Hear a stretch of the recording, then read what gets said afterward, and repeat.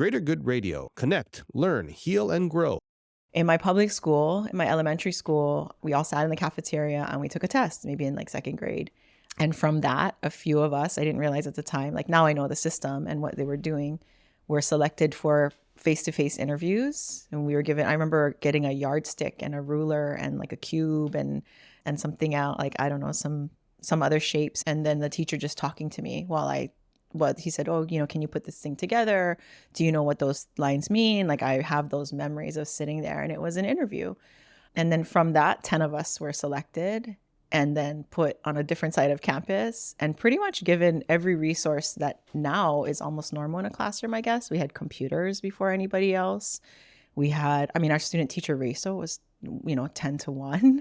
It was the gifted and talented program, right? Like, that's what they invested the money for the gifted and talented program in, was creating these like small hubs within the school and choosing, like, we were selected. What happened was that the 10 students from our grade level that spent 80% of our time in the G&T room, right? We were resource different. We were doing like art projects and abacus. Like we had abacus classes and we got to play puzzles for fun, but that was our schoolwork, right? Like, they just really were experimental with us and had us doing all these things, building simple machines, all of that stuff, reading like primary text and understanding like world news. But the gap between my classmates and me kept getting like bigger and bigger because we were really focused in that small space and everybody else. And I was like, so if they resourced us so much, what would have happened if they decided to distribute those resources and everybody had a little bit more, instead of putting like the 10 of us and giving us pretty much everything, right? And then the 10 of us from my elementary school became the 30 of us in our 9th grade honors classes, because the 3 feeder schools all had 10, right? And we actually knew each other maybe better than we knew people in our own school, because we were in math competitions together and abacus competitions together and spelling bees together, right? And not to mention that it's a small island.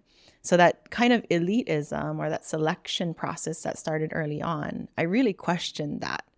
Like, what if we focus that much energy on every child? And I know people will say like, we don't have the funding for that, or it's impossible to do so. But I'm like, I feel like we've been able to figure out so many things. How come we can't figure out how to truly individualize and create curriculum and structures in our school that help every child to explore everything that they might possibly want or need in order to feel whole, in order to feel loved, in order to feel seen, right? Like, that's what I want. I don't know how to do it.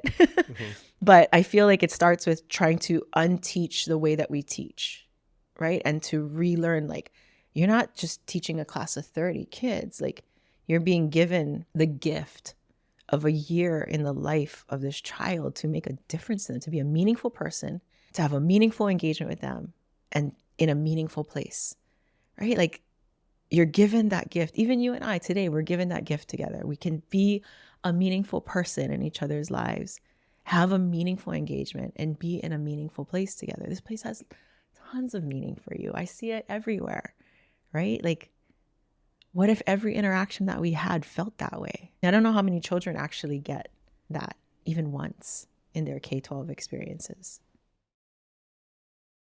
If you resonate with Greater Good Radio, please join our community at www.greatergoodradio.com, where you can get access to exclusive content and offerings. Hope to see you soon.